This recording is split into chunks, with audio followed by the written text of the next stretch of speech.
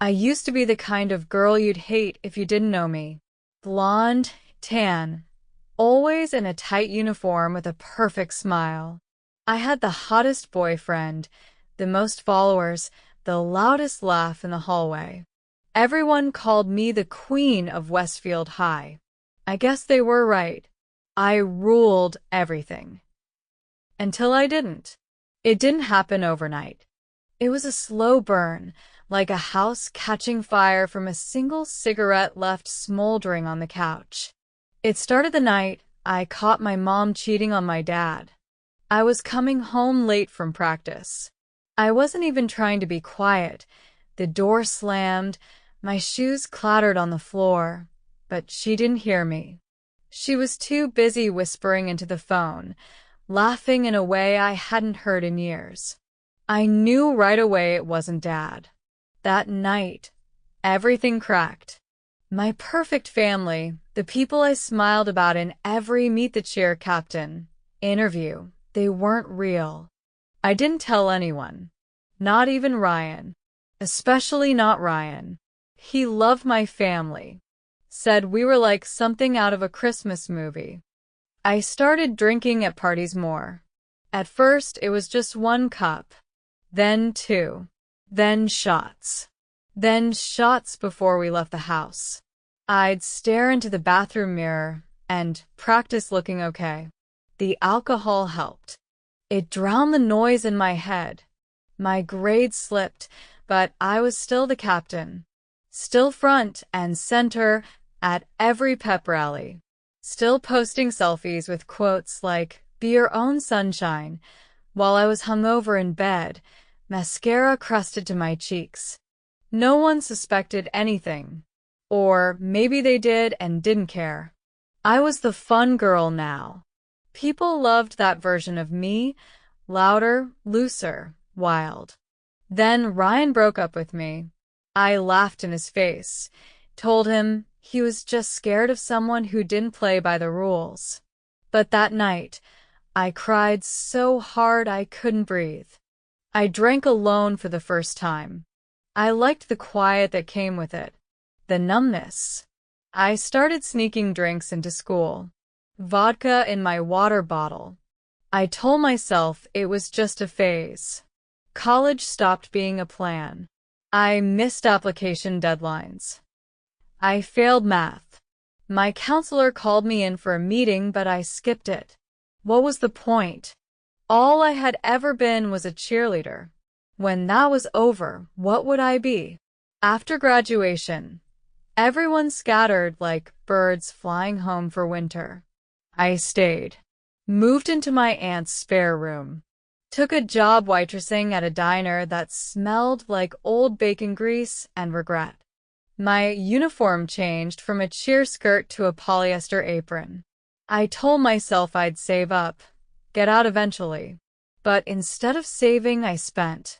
On booze, mostly. Sometimes weed. Anything to stop the ache of being nothing. The worst part? No one missed me. My followers dropped off. The DMs dried up. Even the pity invites to parties stopped. At 19, I was washed up. I started going to this shitty dive bar 3 blocks from my place. No ID required. The bartender called me sweetheart and poured double shots without asking. There were nights I don't remember. Mornings I woke up on someone's floor, purse missing, sometimes shoes too. Once, I found myself behind a gas station with a bloody nose and no idea how I got there. I told myself I wasn't addicted. I could stop anytime. But every time I tried, the silence was unbearable. I'd shake, sweat, cry. I hated being alone with my thoughts. I was arrested the first time when I was 20. Public intoxication. I'd climbed onto a table in the middle of the bar, screaming at no one in particular. Someone recorded it. The video went viral in my town. Westfield's former cheer queen loses her mind. My dad bailed me out. He didn't say a word the whole drive home. just stared ahead like he didn't recognize me. I went back to drinking the next day. A few months later, I overdosed. Not intentionally. I'd been mixing pills and alcohol. Someone found me in the bathroom stall of the bar, blue lips, no pulse. They revived me, barely.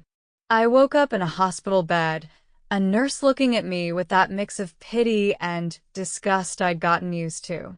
That should have been the end. The wake-up call. But it wasn't. The real breaking point came quietly on a Tuesday. I was walking home from the liquor store, brown bag in hand, when I passed a group of girls in cheer uniforms. They didn't notice me.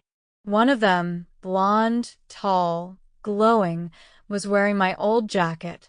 The one I donated when I thought I'd never want to remember that life. I watched her laugh with her friends, tossing her ponytail like I used to. I went home, sat on the floor, opened the bottle, then just didn't drink it. I stared at it for hours. My phone buzzed. No one important. Just spam. I threw it across the room. I stayed on that floor all night. The next morning, I walked into a rehab center and said, "I think I need help." It wasn't dramatic. No tears. Just that. Rehab was brutal. The shakes, the anger, the grief. Yeah, grief. I was mourning myself, the girl I used to be, but slowly something shifted. I met other women, some older, some younger, all broken in different ways. But we talked, cried, laughed. It was the first time in years I felt like I belonged somewhere.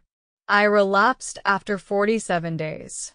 Drank half a bottle of whiskey alone, then flushed the rest and called my sponsor sobbing. She told me something I'll never forget.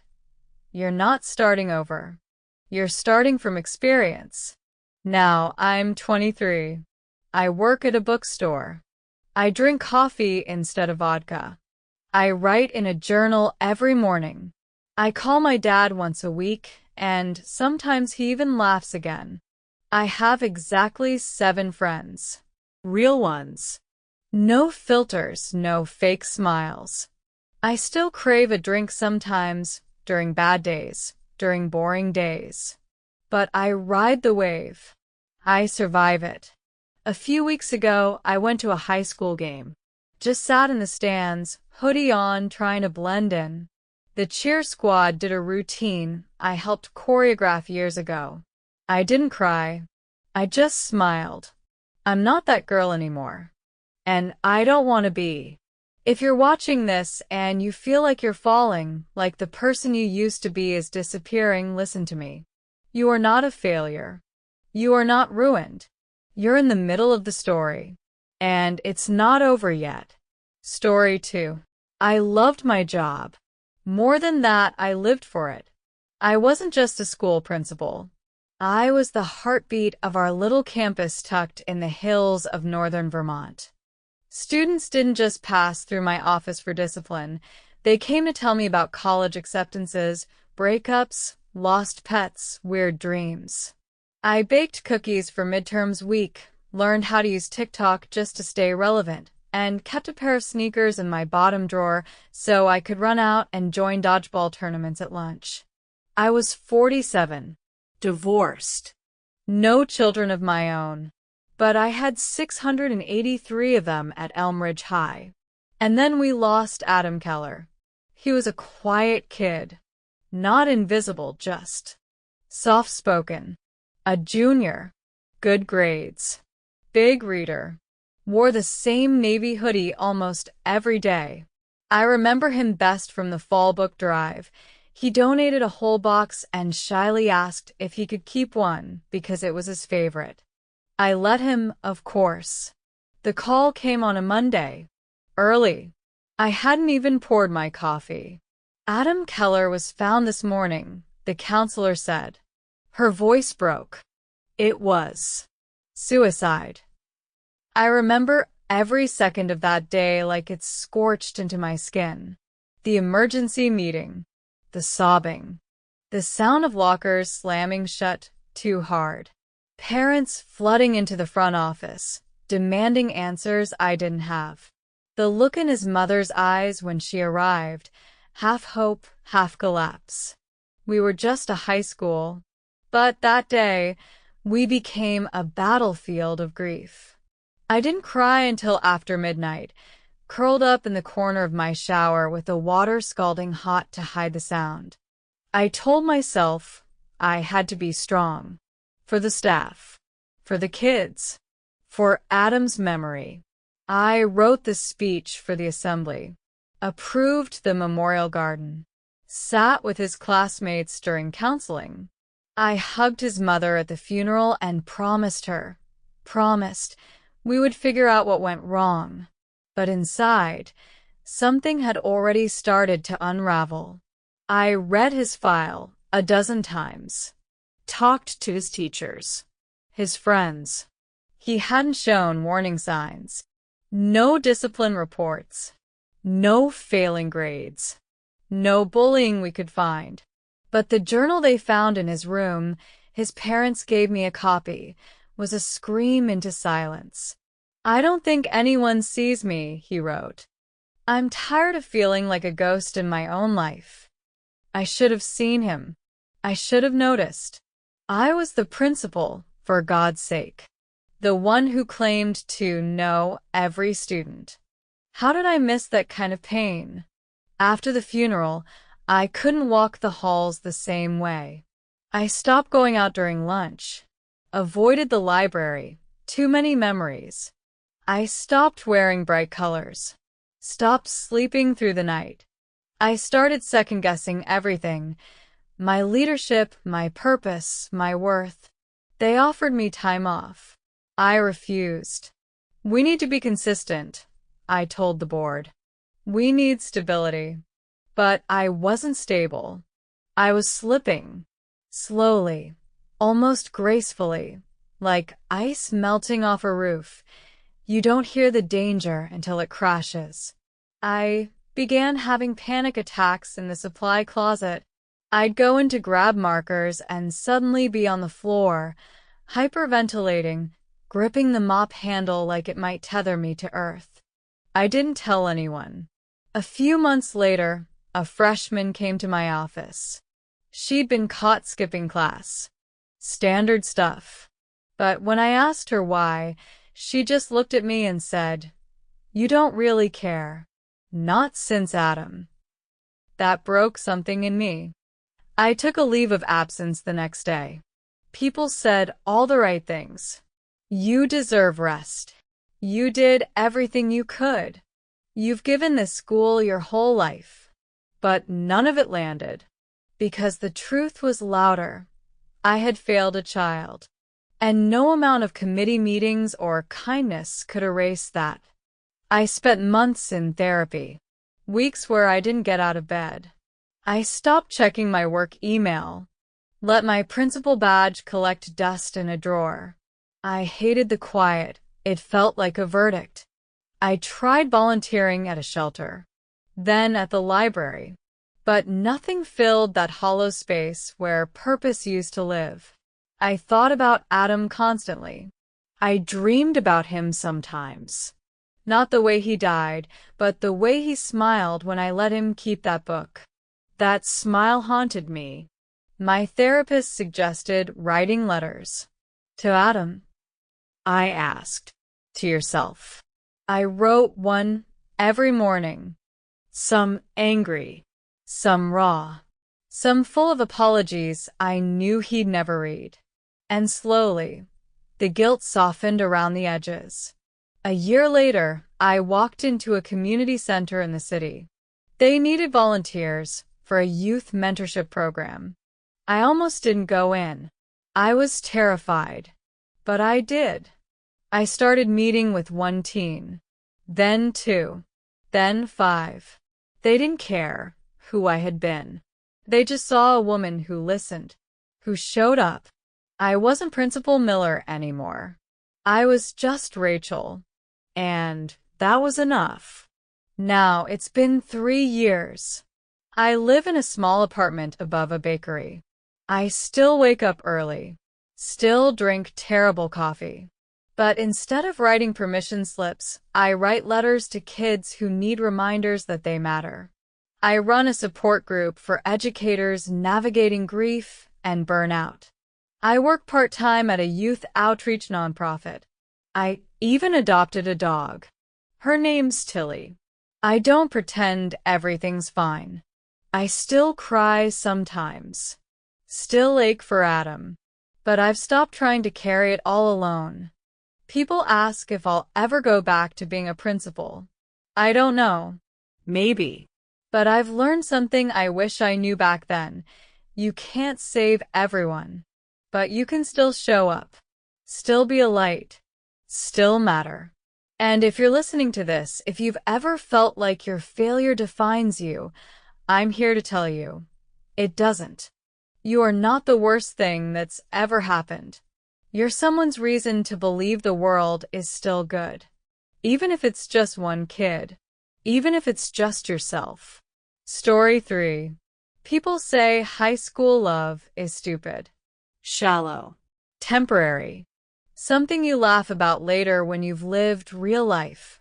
Rent, heartbreak, marriage, maybe divorce. But I've lived a whole lifetime, and I never laughed. Because I never moved on. I met Mason at 14. He was the kind of boy you never imagine liking you back. He played guitar. He was on the track team. He had this uneven grin like he knew something he wasn't going to tell you. He called me red because of my hair, and I pretended I hated it, so he'd keep saying it. We were that couple in the yearbook everyone rolls their eyes at, the ones kissing under bleachers, slow dancing in the parking lot after prom, passing love notes folded into origami cranes. We were ridiculous. And we were real. He told me he loved me behind the science wing after finals sophomore year. I laughed because I didn't know what else to do, and then I kissed him until we forgot what class we'd just come from. We dated all through high school. Made plans. Big ones. He'd go to college in Chicago. I'd follow after a year. We'd get a cat. Maybe a dog too. Something about a record store. I don't remember now. It doesn't matter. None of it happened. Because 2 weeks before graduation, he told me he couldn't do it anymore. He said he needed space. To grow. To not drag high school into college like a weight. He said he still loved me. That was the worst part, he still loved me. And he left anyway. I didn't cry at first. I just stood in the diner parking lot where we'd first kissed, holding a milkshake that was already melting, and watched his taillights disappear like the closing of a chapter one didn't want to end. I thought he'd come back. I knew he would. The movies always said they do. But he didn't. He texted me once. Fall semester. A blurry photo of a dog on a leash, and this made me think of you. I stared at that message for 3 hours. I never replied. I dated a little in college. Nothing serious. Nothing that didn't feel like cheating on a ghost. People told me I'd forget him. That he was just my first.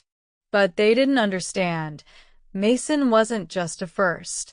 He was it. The standard. The reason I compared every new face, every new voice, to someone who stopped existing in my life the moment he drove away. I went to his Facebook a lot back then. He got a tattoo. Graduated. Moved to Oregon. Dated some girl named Jen with a Y, Jen, like from Star Wars. I hated that I knew that. I moved too. Became a high school English teacher. It felt poetic, I guess. Like, maybe I could give my students the kind of ending I never got. But I kept that damn hoodie. It was soft. Faded. Smelled like old fabric softener and memories I couldn't wash out. I told myself I'd throw it away. I even put it in a donation bag once, then dug it out at midnight, sobbing in the garage like someone had died. The truth was part of me had. I got asked out. Lots of times. Coworkers. Friends of friends.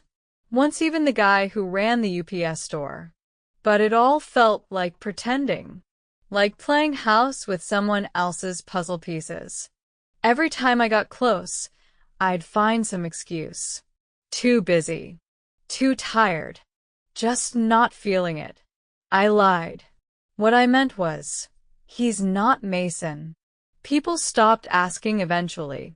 Even my mother did. I told myself I was strong. Independent. I had books. Students who adored me. A cat named Edgar Allan Poe, and a kitchen full of cookbooks I never used. I was fine. Except I wasn't. I was 48 before I admitted it out loud. It was a Thursday. I was grading papers. A student had written about her first heartbreak, and I found myself crying so hard I couldn't read the last paragraph. I saw myself in her. Not 16-year-old me, but the me now. Still waiting for a boy who'd never come back. Still wearing the memory like a locket I refused to open. So, I did something I hadn't done in 30 years. I wrote Mason a letter. Not to send. Just to say the things I'd buried. I told him how angry I was. How I used to dream of his smile. How every man I met carried his shadow behind his eyes. How I hated him. How I missed him. How I wished I could let go, but couldn't. And then I burned it. In my backyard. With a matchbook from the diner where we used to sit for hours drinking refills and pretending time wasn't real. The flames were small. Pathetic almost. But something shifted. Not a miracle. I didn't wake up the next day in love with someone new. But I started saying it out loud. I loved someone who didn't stay. And I never stopped missing him. It's a strange kind of grief. Mourning someone who's alive. Someone who probably has a wife, kids, maybe even a dog. Someone who might not even remember the way my name felt in his mouth. But it's real. And I live with it. I still have the hoodie. But now, it's folded behind the towels in the linen closet. Not in the drawer I open every morning. I go on walks now. Long ones. I smile at strangers. I even joined a cooking class where I flirted, poorly, with a man who has kind eyes and a laugh like wind chimes. I don't expect anything.